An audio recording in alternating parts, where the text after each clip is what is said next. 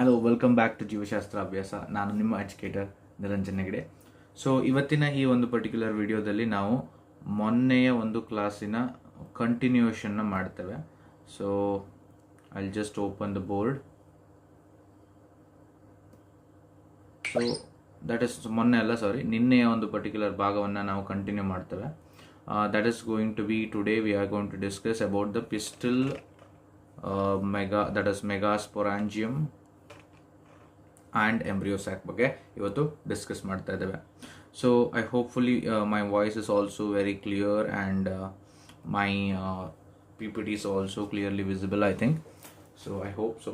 So let's see. ಒಮ್ಮೆ ನೋಡುವ. Okay. So as you all know that we have already learned about the particularly the pollen grains, right? The male gametophyte. Now we are going to move for the female gametophyte, where we are going to learn about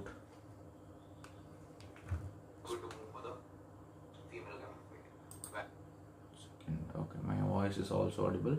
Okay, let's see. Let's begin the thing. Okay, so further I can zoom also. Yeah, hopefully it is clearly visible. Yeah, yes. See, the gynoshim represents the female reproductive part of the flower. Of course, gynoshim is going to represent the female reproductive part of the flower. The gynoshim consists of a single pistil. ಏನಂತ ಕರಿತೇವೆ, ಒಂದು pistil ನ ಹೊಂದಿರ್ತವೆ. If the gynoshim consists one pistil, then they are known to be as monocarpillary.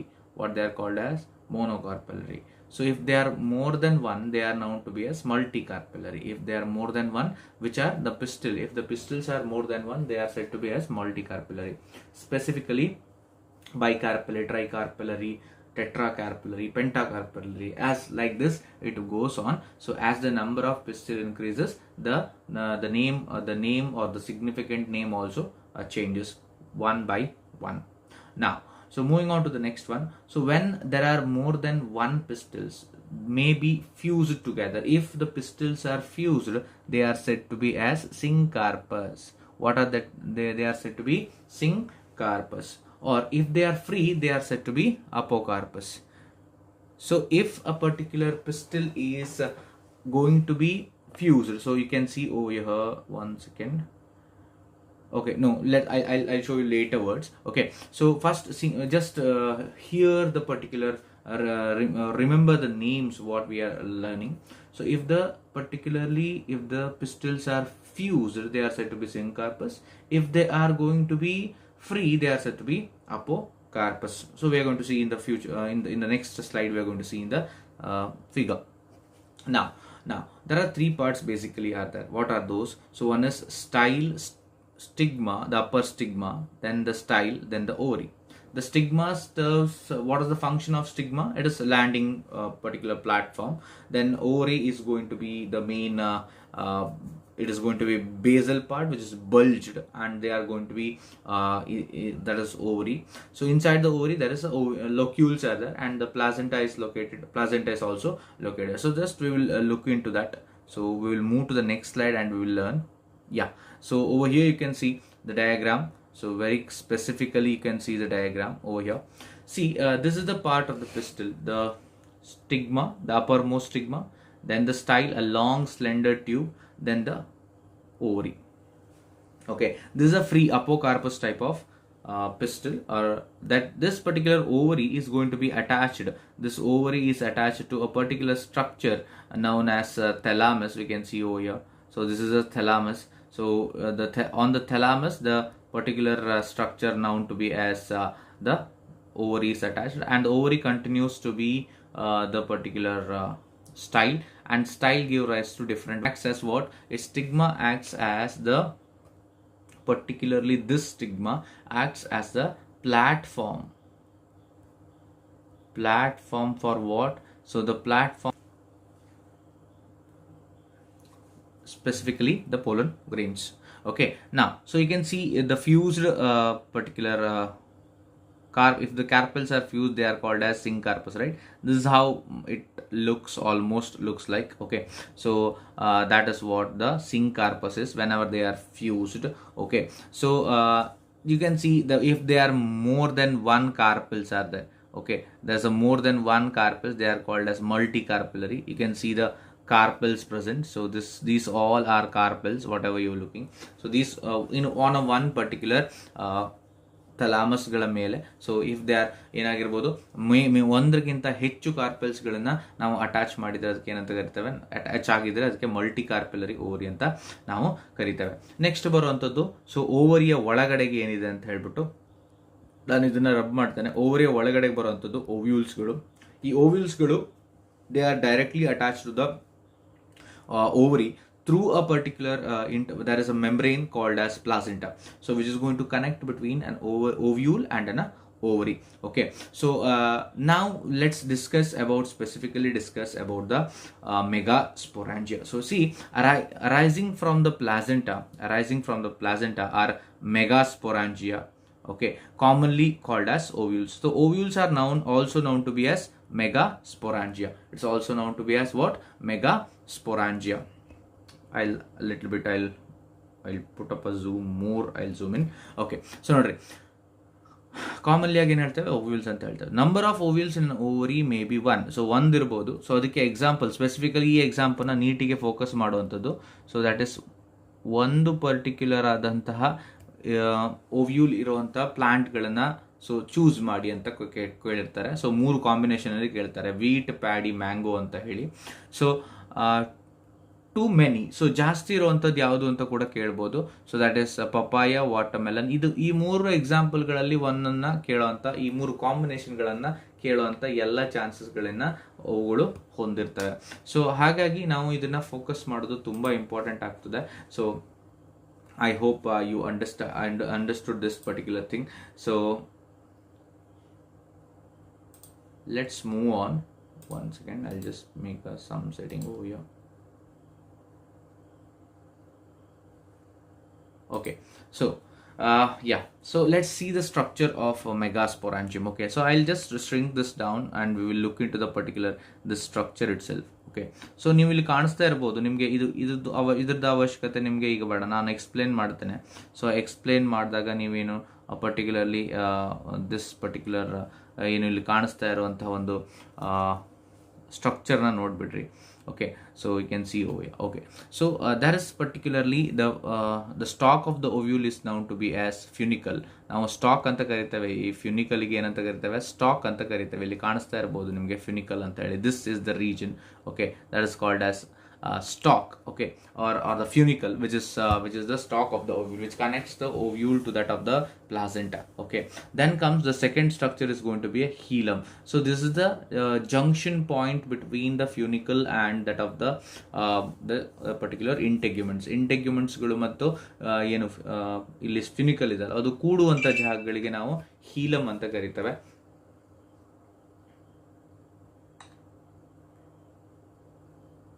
One second, let's move on.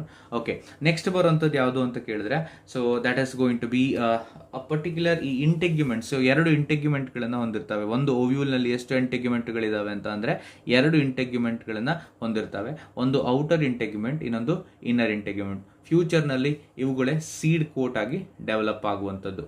ಟೆಸ್ಟಾ ಮತ್ತು tegmen ಅಂತ ಏನು ಕರಿತೇವಲ್ವ, that is going to be developed by the outer and inner integument.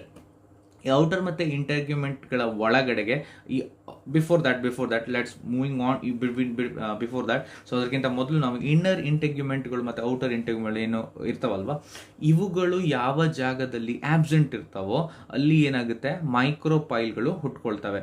ಯಾವ ಜಾಗದಲ್ಲಿ ಇಂಟೆಗ್ಯುಮೆಂಟ್ಗಳು absent ಇರ್ತಾವಲ್ವ ಅದೊಂದು ಪೋರನ್ನು ಒಂದು opening ಅನ್ನು form ಮಾಡುತ್ತೆ. ಅದಕ್ಕೆ ನಾವು ಮೈಕ್ರೋಪೈಲ್ ಅಂತ ಕರಿತೇವೆ.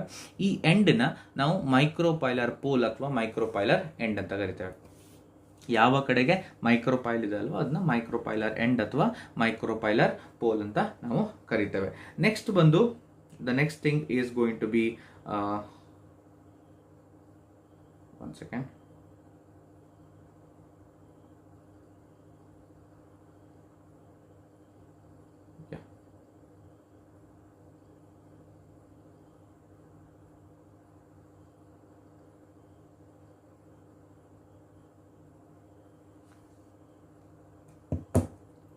ಓಕೆ, ಸೊ ನೆಕ್ಸ್ಟ್ ಬಂದು ಈ ಇಂಟೆಗ್ಯುಮೆಂಟ್ಗಳ ಒಳಗಡೆಗೆ ಒಂದು ಪ್ಯಾರೆನ್ಕೈಮೆಟಿಕ್ ನ್ಯೂಟ್ರಿಟಿವ್ ಲೇಯರ್ ಇದೆ. ಯಾವುದು? ಪ್ಯಾರೆನ್ಕೈಮೆಟಿಕ್ ನ್ಯೂಟ್ರಿಟಿವ್ ಲೇಯರ್ ಇದೆ. ಈ ನ್ಯೂಟ್ರಿಟಿವ್ ಲೇಯರಿಗೆ ನಾವು ನ್ಯೂಸೆಲಸ್ ಅಂತ ಕರಿತೇವೆ. Parenchymatic nutritive layer which nourishes the embryo sac ಅನ್ನು ನರಿಶ್ ಮಾಡುವಂಥದ್ದು. ಅದಕ್ಕೆ ನಾವೇನಂತ ಕರಿತೇವೆ? ನ್ಯೂಸೆಲಸ್ ಅಂತ ಕರಿತೇವೆ. ನ್ಯೂಸೆಲಸ್ನ ಒಳಗಡೆಗೆ ನಮಗೆ ಎಂಬ್ರಿಯೋಸ್ಯಾಕ್ ಅನ್ನು ನೋಡ್ತೇವೆ. ಈ ಎಂಬ್ರಿಯೋಸ್ಯಾಕ್ ಏನಾಗಿರ್ತವೆ ಅಂದರೆ, this embryo sacs are made up of 7 cells and 8 nuclei. ಎಷ್ಟಿದೆ? 7 cells ಮತ್ತು 8 ನ್ಯೂಕ್ಲಿಯಸ್ಗಳಿಂದ ಕೂಡಿರ್ತವೆ. ಈ 7 cells ಯಾವ್ಯಾವುದು ಅಂತ ಕೇಳ್ಬೋದು ನೀವು. ಅದನ್ನು ನಾವು ಮುಂದೆ ಡಿಸ್ಕಸ್ ಮಾಡ್ತೇವೆ. So if you are staying ನಾವು ನೋಡ್ಬೋದು, ಆಯ್ತಾ? ಸೊ ಮುಂದೆ ಹೋಗೋದಾದ್ರೆ ನೆಕ್ಸ್ಟ್ ಬರುವಂಥದ್ದು ಚಲಜ. ಕೊನೆಯದಾದಂಥದ್ದು ಚಲಜವನ್ನು ನಾವು ಬೇರೆ ಬೇರೆ ಥರ ಡಿಫೈನ್ ಮಾಡ್ಬೋದು. ಸೊ ಮೊಟ್ಟ ಮೊದಲನಾಗಿ ನಾವು ಹೇಗೆ ಡಿಫೈನ್ ಮಾಡ್ತೇವೆ ಅಂತಂದ್ರೆ, the outermost particular are you can say it is also can be said to be as the base of the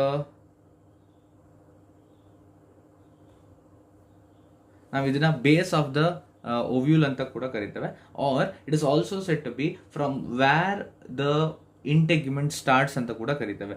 base of the ovule ಅಥವಾ or so from where the integuments begins. ಸೊ ಇದಕ್ಕೇನಂತ ಕರೀತಾರೆ? Anatropous ovule. ಈ ಓವ್ಯೂಲ್ಗೆ ನಾವು ಅನಾಟ್ರೋಪಸ್ ovule ಅಂತ ಕರಿತೇವೆ. This ಅನಾಟ್ರೋಪಸ್ ಓವ್ಯೂಲ್ನ ಪೆಕ್ಯುಲಾರಿಟಿ ಏನು ಅಂದರೆ, ಸೊ ಮೈಕ್ರೋಪೈಲು, ಎಂಬ್ರಿಯೋಸ್ಯಾಕು ಮತ್ತು chalaza they will be in the same straight line. Okay, they are going to ಎಂಬ್ರಿಯೋಸ್ಯಾಕ್ಗಳು ಏನಾಗಿರ್ತವೆ, ಅವುಗಳು very specifically they are going to be what we can say that as in the straight line. So ನಾವು ಈಗ ನೋಡೋದಾದ್ರೆ, so ಇಲ್ಲಿ ಬೇಕಾದ್ರೆ ಒಮ್ಮೆ ನಾವು ಬೇಕಾದ್ರೆ ಈ ಒಂದು ಪ್ಯಾರಾಗ್ರಾಫ್ ಅನ್ನ ನೋಡ್ಕೊ ಬಂದ್ಬಿಡೋಣ. So will look into this paragraph. Okay, so see, let us familiarize ourselves with the structure of typical. The ovule is a small structure attached to the placenta by means of stalk called funicle, right? The body of the ovule fuses with the funicle. See, the body of the ovule fuses with the region. That is the region where the particular funicle ಮತ್ತೆ body fuse ಆಗುವಂತದಕ್ಕೆ ಅದಕ್ಕೆ ನಾವೇನಂತ ಕರಿತೇವೆ? ಹೀಲಮ್ ಅಂತ ಕರಿತೀವಿ. Thus, hilum represents a junction between ovule and funicle. Yes, we have discussed this, right? Each ovule has one or two protective envelopes called integuments, right? 1 or 2 ಅಂತ ಹೇಳ್ತಾ ಇದ್ದಾನೆ. Integuments encircle nucellus except the tip where small opening is called micropyle is organized. So ಎಲ್ಲಿ tip ಅಲ್ಲಿ ಒಂದು micropyle organise ಆಗ್ತದೆ. ಆ micropyle ಎಲ್ಲಿ organise ಆಗ್ತದೆ ಅಂದ್ರೆ where there is a complete absence of integuments are there. Okay, opposite to the micropylar end, the chalaza is the chalaza. ಇದರ end ವಿರುದ್ಧ ದಿಕ್ಕಿನಲ್ಲಿ ಏನಿದೆ? ಚಲಜಾವನ್ನ ನೋಡ್ತೇವೆ, representing the basal part of the ovule, as we discussed.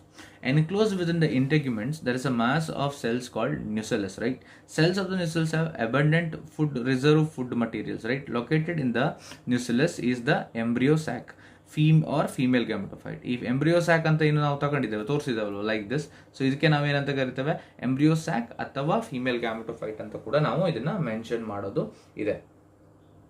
So ಮುಂದೆ ಹೇಳೋದಾದ್ರೆ, so an ovule is generally has embryo sac formed from a megaspore.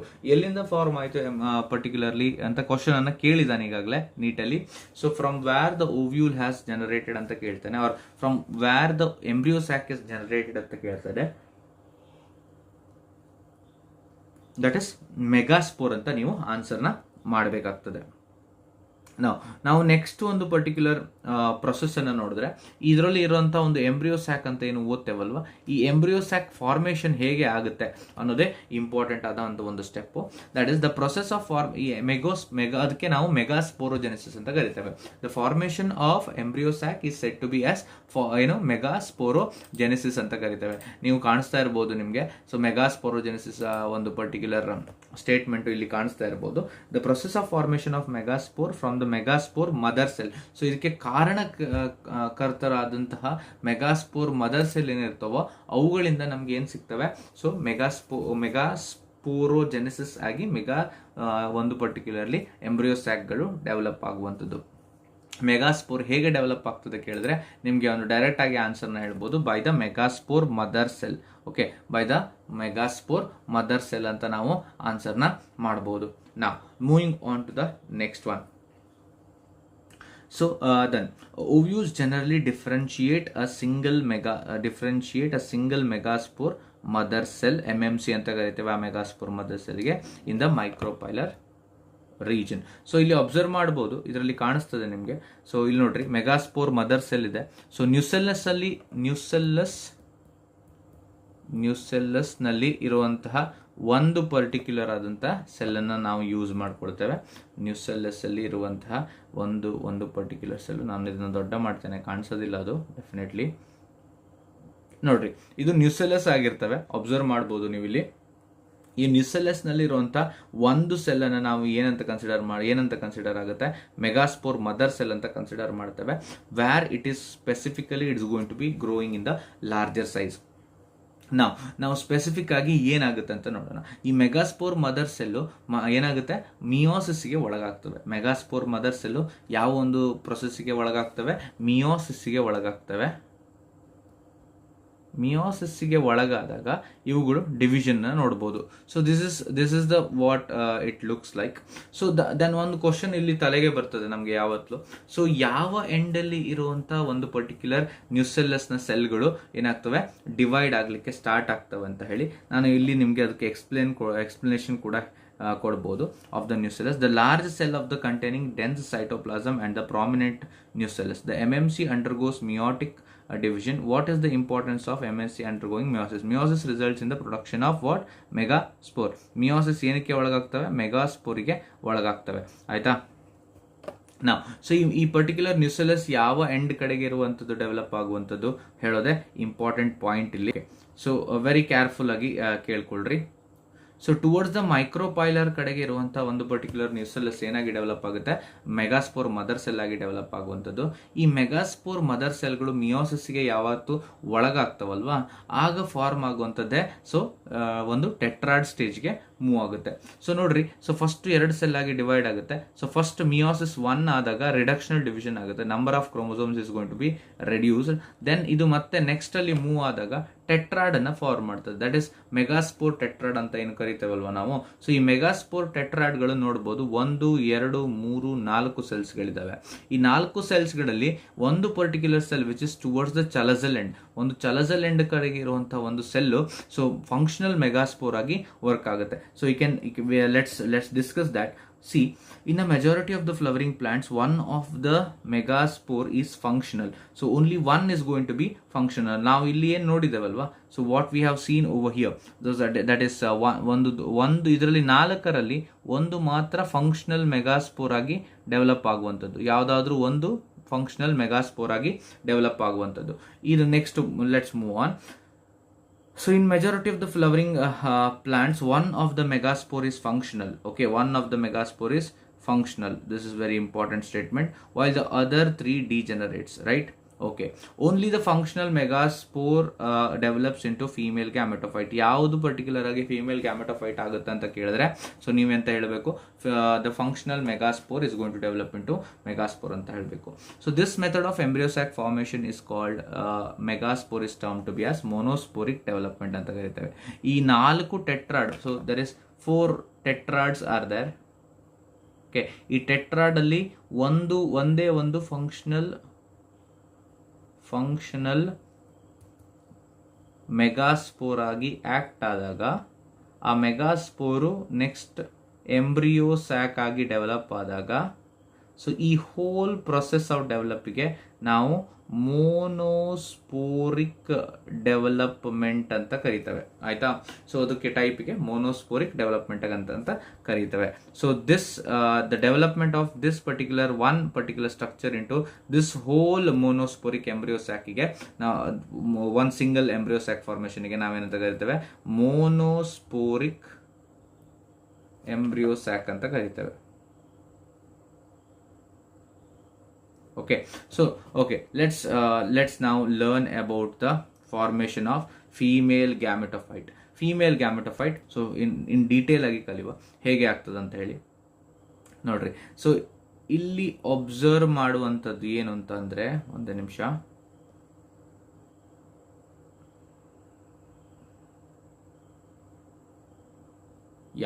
So C ಈ so specifically ಮೊದಲು ಏನಾಗ್ತದೆ, ಅದರಲ್ಲಿ ಮೈಟಾಟಿಕ್ ಡಿವಿಷನ್ ಆಗ್ತದೆ. ಯಾವ ಮೈಟಾಟಿಕ್ ಡಿವಿಷನ್ ಆಗ್ತದೆ ಅಂತ ಕೇಳೋದು important. So first mitotic division ಆಗುತ್ತೆ. ಸೊ ಇಲ್ಲಿ ಎಷ್ಟು ಮೈಟಾಟಿಕ್ ಡಿವಿಷನ್ ಆಗುತ್ತೆ ಅಂದ್ರೆ, so specifically only nucleus is going to divide. ಏನು ಡಿವೈಡ್ ಆಗುತ್ತೆ?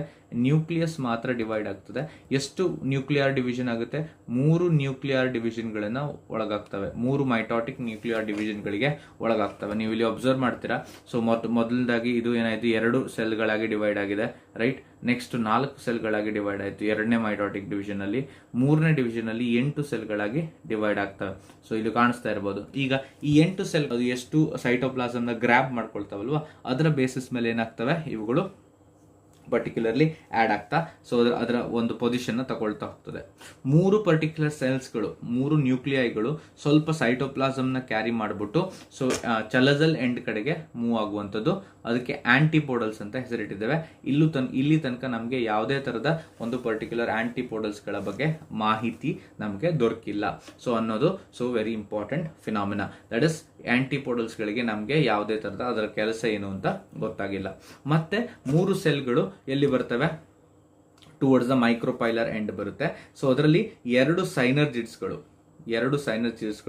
1 ಎಗ್ ಸೆಲ್. ಸೊ ಇದನ್ನ ನಾವು ಟುಗೆದರ್ಲಿ ಏನಂತ ಕರಿತೇವೆ? ಎಗ್ ಎಪರಟಸ್ ಅಂತ ಕರಿತೇವೆ. ಏನಂತ ಕರಿತೇವೆ? ಎಗ್ ಎಪರಟಸ್ ಅಂತ ಕರಿತೇವೆ. So 2 ಸೈನರ್ಜಿಡ್ಗಳು, 1 next. ಸೊ ಮಧ್ಯದಲ್ಲಿ ಇರುವಂತಹ ಸೆಲ್ಗೆ ನಾವು ಸೆಂಟ್ರಲ್ ಸೆಲ್ ಅಂತ ಕರಿತೇವೆ. ಈ ಸೆಂಟ್ರಲ್ ಸೆಲ್ ಅಲ್ಲಿ ನಮಗೆ 2 ನ್ಯೂಕ್ಲಿಯೈಗಳು ಸಿಗ್ತವೆ. ಈ ನ್ಯೂಕ್ಲಿಯೈಗಳು ಸೈಟೋಪ್ಲಾಸಮ್ ನ ಗ್ರಾಬ್ ಮಾಡ್ಕೊಳ್ಳದೆ ಇವುಗಳು ಒಟ್ಟಿಗೆ ಇರ್ತವೆ. ಸೊ ಅವುಗಳನ್ನ ನಾವೇನಂತ ಕರಿತೇವೆ? ಸೊ ಪೋಲಾರ್ ನ್ಯೂಕ್ಲಿಯೈ ಅಂತ ಕರಿತೇವೆ. ಎಷ್ಟಿದೆ? 2 ಪೋಲಾರ್ ನ್ಯೂಕ್ಲಿಯೈಗಳನ್ನ ನಾವು ಇಲ್ಲಿ ನೋಡ್ತಾ ಇದ್ದೇವೆ. ಅಂಡ್ ಈ ಸೈನರ್ಜಿಡ್ ಒಳಗಡೆಗೆ ಒಂದು ಫಿಂಗರ್ ಲೈಕ್ ಸ್ಟ್ರಕ್ಚರ್ಸ್ ಗಳನ್ನ ಫಾರ್ಮೇಶನ್ ನಾವು ನೋಡಬಹುದು. So this finger like structure is the reason ಏನು ಅಂತ ಅಂದ್ರೆ, so it is going to make a way for the entry of your pollen ಟ್ಯೂಬ್ಗೆ ಒಳಗಡೆಗೆ ಎಂಟ್ರಿ ಮಾಡಿಕೊಡ್ಲಿಕ್ಕೆ ಹೆಲ್ಪ್ ಮಾಡ್ತದೆ. So that is what the embryo sac and structure is. ಇಲ್ಲಿ specific ಆಗಿ 2 ಕ್ವಶನ್ಗಳನ್ನ ಕೇಳ್ತಾನೆ. ಸೊ ಒಂದು ಯಾವುದು ಅಂತ ಅಂದ್ರೆ, ನಾವು ಇಲ್ಲಿ ಓದಿರುವಂತದ್ದು ದಟ್ ಇಸ್ ಮೆಗಾಸ್ಪೋರೋಜೆನೆಸಿಸ್. ಮೆಗಾಸ್ಪೋರೋಜೆನೆಸಿಸ್ ಏನಿದೆ ಅಲ್ವಾ, ಮೆಗಾಸ್ಪೋರೋಜೆನೆಸಿಸ್.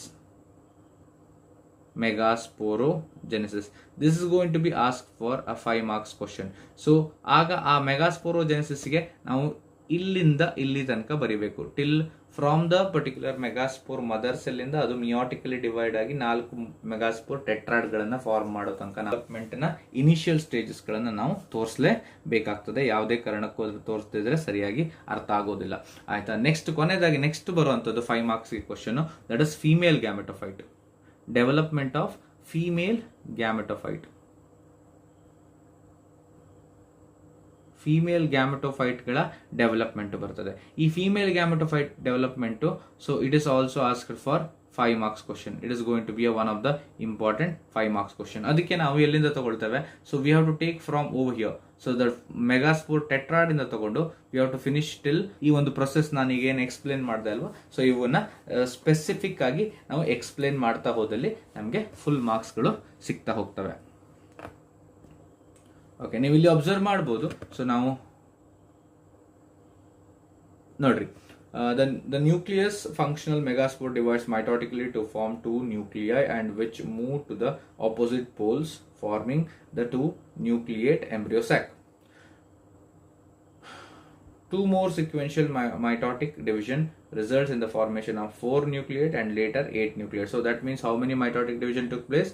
3 mitotic division took place within the particularly specific ಆಗಿ ನಾವು 3 ಮೈಟಾಟಿಕ್ ಡಿವಿಷನ್ ಎಲ್ಲಿ ನೋಡ್ತೇವೆ? ಫಂಕ್ಷನಲ್ ಮೆಗಾಸ್ಪೋರ್ ಅಲ್ಲಿ ನೋಡುವ ಬದಲಾವಣೆಗಳನ್ನ ಹೊಂದ್ತವೆ. So it is of interest to note that these mitotic divisions are strictly free nuclear. Free nuclear ಅಂತ ಮೆನ್ಷನ್ ಮಾಡ್ತಾ ಇದ್ದೇನೆ. What is free nuclear? Free nuclear ಅಂದ್ರೆ ಅರ್ಥ ಎರಡು ವೆರಿ ಸಿಂಪಲ್ ಅರ್ಥ. ಸೊ ಇಲ್ಲಿ ಯಾವುದೇ ತರದ ಒಂದು ಏನಿಲ್ಲ. So there is nothing like of the side important ಆಗ್ತಾ ಹೋಗ್ತವೆ. ಆಯ್ತಾ? ಕೊನೆಯದಾಗಿ ಮತ್ತು ಸ್ವಲ್ಪ ಝೂಮ್ ಮಾಡ್ಕೊಳ್ಳೋಣ ಬೇಕು. So it requires more space. Okay, the nuclear division are not followed by immediate cell wall formation. After 8 nuclear stages, cell walls are laid down, leading to the organization of typical female gametophyte or embryo, newer format. Observe the distribution of the cells inside the embryosac. ನಿಮಗೆ ನೋಡಿ ತೋರಿಸಿದೆ ನಾನು ಹೇಗಾಗುತ್ತೆ ಅಂತ ಹೇಳಿ. 6 of 8 nuclei are surrounded by the cell walls at the organized into the cells. The remaining 2 nuclei called polar nuclei. ಮಧ್ಯದಲ್ಲಿ central cell ಇರುವಂತದ್ದು polar nuclei situated below the egg apparatus in the region of large central nucleus. ಇಲ್ಲಿದೆ particularly specifically situated below the egg apparatus. egg apparatus ಅಂದ್ರೆ ಎರಡು ಸೆಲ್ಗಳನ್ನು ಸೇರಿದಾಗಿ the 2 synergids ಆಮೇಲೆ ಒಂದು egg cell ಅದನ್ನ ಸೇರ್ಬಿಟ್ಟು ನಾವು egg apparatus ಅಂತ ಕರೀತೇವೆ. ಅದರ ಕೆಳಗಡೆ ಬರುವಂತದ್ದು ಒಂದು ಲಾರ್ಜ್ ಸೆಂಟ್ರಲ್ ಸೆಲ್ ಅಂತ ಕರಿತೇವೆ. ನಾವು ನೋಡಿದ್ದೇವೆ ಈಗಾಗಲೇ ಅಲ್ವಾ. Now let's move to the next one. There is a characteristic distribution of cells within the embryo sac. The 3 cells are grouped together at a micropylar end, so constitute egg apparatus. The egg apparatus in turn consists of synergids and one egg cell. Synergids have a special cellular thickenings, that is finger like structures anta helidnallo, that is the one at the micropylar tip called filiform apparatus, called as what? Filiform apparatus, which play an important role in the guiding the it is the important statement to guiding the pollen tube into the synergid. ಕೇಳಿದಾನೆ. So ಇದನ್ನ function ಕೇಳ್ತಾರೆ. So guiding the pollen tube into the synergids. 3 cells are at the callosal end and are called as antipodas. The large central cell mentioned earlier has 2 polar nuclei. Thus a typical angiosperm embryosac has a at maturity through 8 nucleate and 7 cell structure ಗಳನ್ನ form ಮಾಡ್ತಾ ಹೋಗ್ತವೆ. So this is what we call as pollen that is ovule mega. ಎಷ್ಟು ಕ್ವಶನ್ಗಳು ಬರ್ತವೆ ಅಂತ ಹೇಳ್ತಾ ಹೋಗ್ತಾನೆ, ಒಮ್ಮೆ ನೋಡ್ಕೊಳ್ರಿ correct ಆಗಿ. ಸೊ ಮೊದಲನೇದಾಗಿ ಇಲ್ಲಿ 5 ಮಾರ್ಕ್ಸ್ಗೆ ಓವ್ಯೂಲ್ ಅನ್ನ ಕೇಳ್ತಾನೆ. ಸೊ 5 ಮಾರ್ಕ್ಸ್ಗೆ ಓವ್ಯೂಲ್ ಅನಾಟ್ರೋಪಸ್ ಓವ್ಯೂಲ್ನ 5 ಮಾರ್ಕ್ಸ್ಗೆ ಕೇಳುವಂಥದ್ದು. So with the description, description 1 ಲೈನಲ್ಲಿ ಡಿಸ್ಕ್ರಿಪ್ಷನ್ ಬರೆದ್ರೆ ಸಾಕಾಗ್ತದೆ. ಸೊ ಡಿಸ್ಕ್ರಿಪ್ಷನ್ ಒಂದು ಆಯಿತು. ನೆಕ್ಸ್ಟ್ ಬರುವಂಥದ್ದು ಮೆಗಾಸ್ಪೋರೋಜೆನೆಸಿಸ್ 5 ಮಾರ್ಕ್ಸ್ ಕ್ವಶನ್. ಇನ್ನೊಂದು ಬರುವಂಥದ್ದು female gametophyte development 5 marks question. So ಈ 3 5 ಮಾರ್ಕ್ಸ್ ಕ್ವಶನ್ಗಳನ್ನು ನಾವು ಈಗಾಗಲೇ ಕವರ್ ಮಾಡ್ಕೊಂಡಿದ್ದೇವೆ.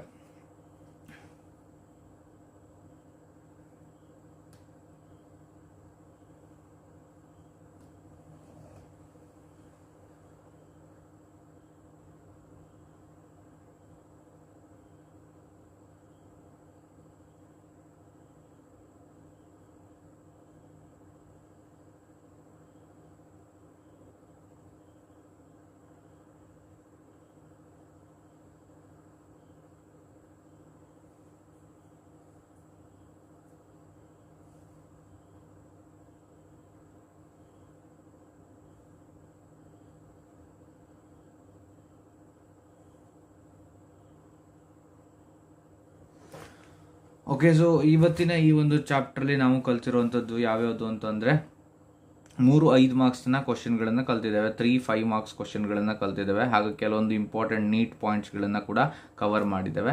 ಸೊ ಮೊಟ್ಟ ಮೊದಲಾಗಿ ನಾವು ಯಾವುದು ಕಲಿತಾ ಇದ್ದೇವೆ ಅಂತ 5 ಮಾರ್ಕ್ಸ್ ಕ್ವಶನ್ ಆಗಿ. ಸೊ ದಟ್ ಈಸ್ ಮೊದಲನೇದು ಓವ್ಯೂಲ್, ದಟ್ ಇಸ್ ಮೆಗಾಸ್ಪೊರಾಂಜಿಯಂ ಅಂತ ಕರಿತೇವೆ, ಅನಾಟ್ರೋಪಸ್ ಓವ್ಯೂಲ್ 5 ಮಾರ್ಕ್ಸ್ ಕ್ವಶನ್.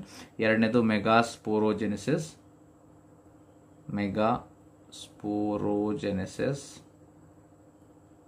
ಮೂರನೇದಾಗಿ ಬರುವಂಥದ್ದು that is a female gametophyte development.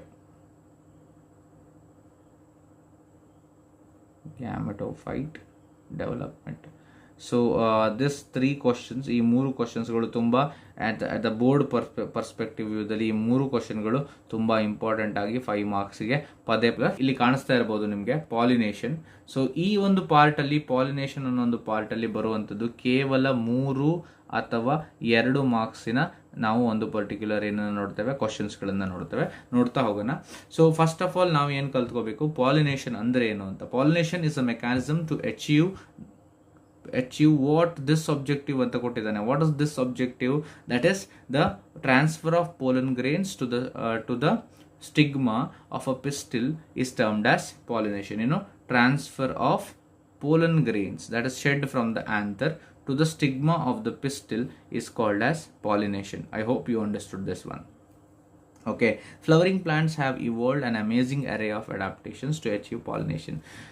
They make use of external agents to achieve pollinations. So can you list the possible external agents? So such as honeybee ಇರ್ಬೋದು, then ಮ್ಯಾಮಲ್ಸ್ಗಳಿರ್ಬೋದು, such as bats ಮ್ಯಾಮಲ್ಸಲ್ಲಿ, then ಡೀರ್ಸ್ಗಳಿರ್ಬೋದು, ಬರ್ಡ್ಸ್ಗಳಿರ್ಬೋದು, right, etcetera. So these are the some of the pollinating agents what you need to know. Now kinds of pollination. So based on pollination there are types. So kinds of pollination ಅಲ್ಲಿ based on how they are going to, or on which type of flower, or ಅದೇ flower ಮೇಲೆ ಆಗುತ್ತಾ ಅಥವಾ ಬೇರೆ flower ಮೇಲೆ ಆಗುತ್ತಾ, ಅದ್ರ basis ಮೇಲೆ ನಾವು ಏನು ಮಾಡ್ತೇವೆ, ಕೈಂಡ್ಸ್ ಆಫ್ ಪಾಲಿನೇಷನ್, ಬೇರೆ ಬೇರೆ ಥರದ ಪಾಲಿನೇಷನ್ಗಳು ಡಿವೈಡ್ ಮಾಡ್ಕೊಳ್ತೇವೆ. ಸೊ ಪಾಲಿನೇಷನ್ ಬಗ್ಗೆ ನಾವು ನೆಕ್ಸ್ಟ್ ವಿಡಿಯೋದಲ್ಲಿ ಕಲಿತೇವೆ. ಸೊ ಪಾಲಿನೇಷನ್ ಸ್ಪೆಸಿಫಿಕ್ ಆಗಿ ನಾವು ನಾಳೆಯ ವಿಡಿಯೋದಲ್ಲಿ ಕಲಿತೇವೆ. So we will directly now we are going to go for a sleep, and we will sleep, and tomorrow so hopefully we are going to come again and we are going to learn about the pollination na ಬೇರೆ ವಿಧಾನಗಳ ಬಗ್ಗೆ ಕಲಿತಾ ಹೋಗ್ತೇವೆ. So I hope today's lecture was understood. So these are the 3 5 marks questions what you need to focus on, and 1 marks question ಗೆ megasporogenesis ಅಂತ ಕೇಳಬಹುದು. So number of cells found in the particular embryosac ಅಂತ ಕೇಳ್ಬೋದು, that is female gametophyte ಅಂತ ಕೇಳ್ಬೋದು, what are ಆಂಟಿಪೋಡಲ್ಸ್ ಅಂತ ಕೇಳ್ಬೋದು. ತುಂಬ ಶಬ್ದಗಳನ್ನು ನಾವು ಇಲ್ಲಿ ಹೈಲೈಟ್ ಮಾಡಿದ್ದೇವೆ, ಅವುಗಳೆಲ್ಲ ನಿಮಗೆ ಇಂಪಾರ್ಟೆಂಟ್ ಆಗ್ತವೆ. ಸೊ ಇದಕ್ಕೆ ನೋಟ್ಸ್ಗೆ ತಕ್ಕಂತೆ ಇದರ ನೋಟ್ಸನ್ನು ನಾನು at the end of this session I will put on the particular ನನ್ನ ಡಿಸ್ಕ್ರಿಪ್ಷನಲ್ಲಿ ಹಾಕಿಡ್ತೇನೆ. ಸೊ ಆಫ್ಟರ್ ಹೋಲ್ ಈ ಸೆಷನ್ ಮುಗಿದ ಮೇಲೆ, ಈ ಚಾಪ್ಟರ್ ಮುಗಿದ ಮೇಲೆ ನಿಮಗೆ ಇದರ ನೋಟ್ಸ್ಗಳನ್ನು ನಾನು ಇಲ್ಲಿ ಅವೈಲೇಬಲ್ ಮಾಡಿರ್ತೇನೆ. ಸೊ ಹಾಗಾಗಿ ನೀವು ನೋಟ್ಸ್ಗಳ ಬಗ್ಗೆ ಯಾವುದೇ ಥರದ ತಲೆ ಬಿಸಿ ಮಾಡ್ಕೊಳ್ಳೋದು ಅವಶ್ಯಕತೆ ಇಲ್ಲ. ಎಸ್ಪೆಷಲಿ ಅದರಲ್ಲಿ ನಾವು ಸ್ಪೆಸಿಫಿಕ್ ಆಗಿ ನಾವು NCERT ಬುಕ್ಕನ್ನು ಕರೆಕ್ಟಾಗಿ ಓದಿದ್ರೆ ನಮಗೆ ಯಾವುದೇ ನೋಟ್ಸ್ಗಳ ಅವಶ್ಯಕತೆ ಕೂಡ ಇರೋದಿಲ್ಲ. ಸೊ ಆ್ಯಂಡ್ ನೀಟ್ನವರಿಗೆ ಸ್ಪೆಸಿಫಿಕಲಿ ಈ ಚಾಪ್ಟರ್ ಆದ ತಕ್ಷಣ ನಾನು ಏನು ಮಾಡ್ತೇನೆ, ನೀಟ್ ಕ್ವಶನ್ಸ್ಗಳನ್ನು ಸಾಲ್ವ್ ಮಾಡ್ತಾ ಹೋಗ್ತೇನೆ. ಹಾಗಾಗಿ ಸೊ ನೀವು ಸ್ಪೆಸಿಫಿಕಲಿ ಈ ಒಂದು ಸಿನಾಪ್ಸಿಸನ್ನು ಫೋಕಸ್ ಮಾಡುವಂಥದ್ದು ಇಂಪಾರ್ಟೆಂಟ್. ಡೈಲಿ 30 to 1 ಅವರ್ಗಳ ಕ್ಲಾಸ್ ಅಷ್ಟೇ ನಡೆಯುವಂಥದ್ದು. ಹಾಗಾಗಿ ನಿಮಗೆ ಈಸಿಯಾಗಿ ಈ ಟೈಮನ್ನು ಸ್ಪೆಂಡ್ ಮಾಡಿಕೊಂಡು ನೀವು ಏನು ಮಾಡ್ಬೋದು, ಸೊ ಇಲ್ಲಿ ಪಾಠಗಳಿದ್ರೆ ಆಲ್ರೆಡಿ ನಿಮ್ಗೆ ಈಗಾಗಲೇ ಆಗಿರ್ತವೆ ನಿಮ್ಮ ಕಾಲೇಜ್ಗಳಲ್ಲಿ, ಈಗ ಇನ್ನೊಮ್ಮೆ ರಿವೈಸ್ ಮಾಡುವಂಥದ್ದು. ಹಾಗಾಗಿ ಸ್ವಲ್ಪ ಫಾಸ್ಟಾಗಿ ಹೋಗಬೇಕಾಗುತ್ತೆ, ಆಯಿತಾ. ಸೊ ಹಾಗಾಗಿ 30ರಿಂದ 1 ತಾಸಿನ ಕ್ಲಾಸನ್ನು ನಾನು ಕಂಡಕ್ಟ್ ಮಾಡ್ತೇನೆ around this time it self, around ಪ್ರತಿಯೊಂದು ದಿನ ಕೂಡ. So hopefully you are going to come and join me in the same time itself. So ಹೀಗೆ ಬೇರೆ ಚಾಪ್ಟರ್ಗಳನ್ನು ಮಾಡುವ. ಈ ಚಾಪ್ಟರ್ ಆದಮೇಲೆ ಫಸ್ಟ್ ಇಯರ್ ಚಾಪ್ಟರ್ಗಳನ್ನು ಮಾಡ್ತೇವೆ ನಾವು, ಬಿಕಾಸ್ ನಾವು ಫಸ್ಟ್ ಇಯರ್ ಕೂಡ ಸೊ ನಮಗೆ ಹೆಲ್ಪ್ ಆಗಬೇಕಾಗ್ತದೆ. ಹಾಗೆ ಹೇಳ್ತಾ ಇವತ್ತಿನ ಈ ಕ್ಲಾಸನ್ನು ಮುಗಿಸ್ತಾ ಇದ್ದೇನೆ. ಜೈ ಹಿಂದ್ ಜೈ ಕರ್ನಾಟಕ, ಜೈ ಹಿಂದ್ ಜೈ ಕರ್ನಾಟಕ ಅಂತ ಹೇಳ್ತಾ ಇವತ್ತಿನ ಕ್ಲಾಸನ್ನು ಮುಕ್ತಾಯಗೊಳಿಸ್ತಾ ಇದ್ದೇನೆ. ಎಲ್ರಿಗೂ ಶುಭರಾತ್ರಿ.